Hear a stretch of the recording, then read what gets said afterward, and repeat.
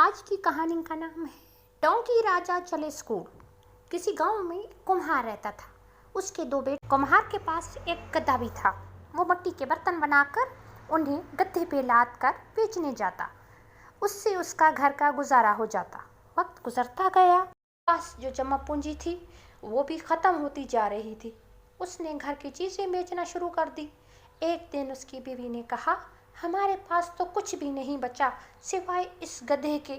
ہماری تو اولاد بھی نہیں ہے جو ہمیں کما کر کھلائے۔ اب تو بھائی اسماعیل بھی نہیں ہے۔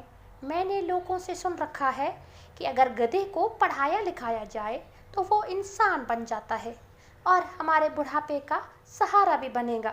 یہ سن کر شفیق بہت خوش ہوا۔ کہنے لگا، اب کی نا تم نے عقل کی بات۔ تمہاری بات تو سیدھی میرے دل کو لگی ہے۔ میں آج ہی ماسٹر خالد صاحب کے پاس جاؤں گا۔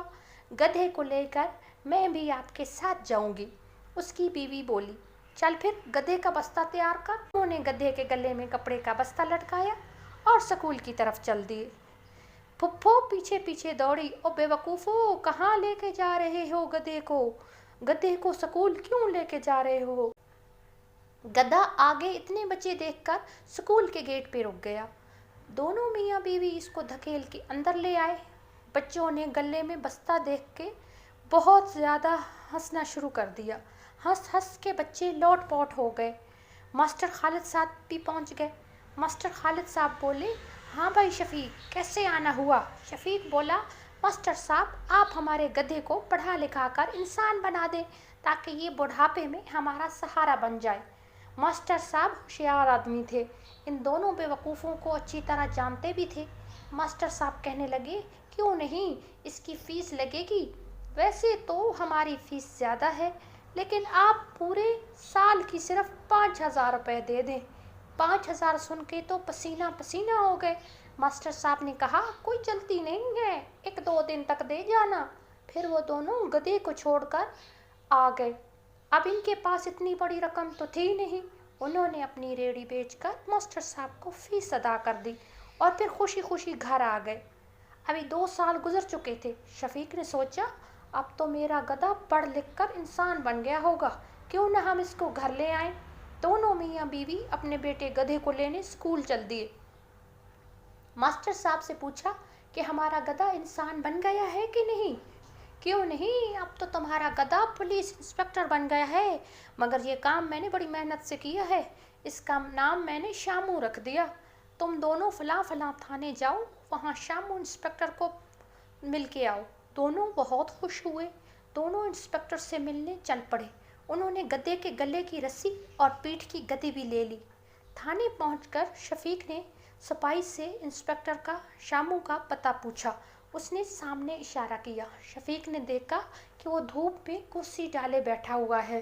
دونوں میاں بیوی اپنے بیٹے کو دیکھ کے بہت خوش ہوئے۔ اس سے تھوڑی دور اس کے سامنے زمین پہ بیٹھ گئے۔ خوشی اس کو دیکھنے لگے۔ ان کی خوشی دیدنی تھی۔ یہ ہمیں پہچان لے گا۔ انسپکٹر نے ان کی طرف ایک نگاہ دیکھا، دوسری طرف نظر پھیر لی۔ پھر اس نے دوبارہ دیکھا تو شفیق گدھے کی رسی نکال کر اس کے سامنے لہرانے لگا۔ اس کی بیوی نے گدھے کی پیٹھ کی گدی نکال لی، وہ بھی ہوا میں لہرانے لگی۔ شاید اس طرح ان کا گدھا بیٹا ان کو پہچان لے۔ انسپکٹر شامو پریشان ہو کے سوچنے لگا، یہ دونوں پاگلوں کی جیسی حرکتیں کیوں کر رہے ہیں؟ اس نے ان دونوں کو اپنے پاس بلایا اور پھر پوچھا، کیا بات ہے، تم دونوں ایسی حرکتیں کیوں کر رہے ہو؟ تو شفیق کہنے لگا، کیوں بیٹا جی، تم نے ہم دونوں کو پہچانا نہیں؟ بھائی تم پہلے گدھے ہوتے تھے، پھر ہم نے تم کو اسکول داخل کروایا، اس طرح تم انسان بنے، اب ہمیں پہچاننے سے انکاری ہو؟ ساری بات بتاؤ شروع سے۔ انسپکٹر کہنے لگا۔ تو شفیق نے ساری کی ساری بات بتا دی۔ انسپکٹر کہنے لگا، تم مجھے ماسٹر خالد کے پاس لے چلو۔ تو شفیق اور اس کی بیوی اس کو ماسٹر خالد کے پاس لے آئے۔ انسپکٹر کہنے لگا، یہ دونوں تو بہت معصوم اور سیدھے سادے ہیں، آپ نے ان کو زیادہ بے وقوف بنانے میں کوئی کسر نہیں چھوڑی۔ پھر سے شفیق کہنے لگا، دیکھیں، اگر انسان نہ پڑھیں تو گدھوں جیسے بے وقوف بن جاتے ہیں، مگر گدھے کبھی انسان نہیں بن سکتے۔ آپ کا گدھا اس ماسٹر صاحب کے پاس ہے۔ ماسٹر صاحب بہت شرمندہ ہوئے اور شفیق کمہار سے معافی مانگی اور 5,000 فیس والے بھی واپس کر دیے۔ پھر انسپکٹر شامو ان کو لے کے اپنے گھر چلے گئے۔ اب ان کا بیٹا بن کے ان کی کفالت کرنے لگے۔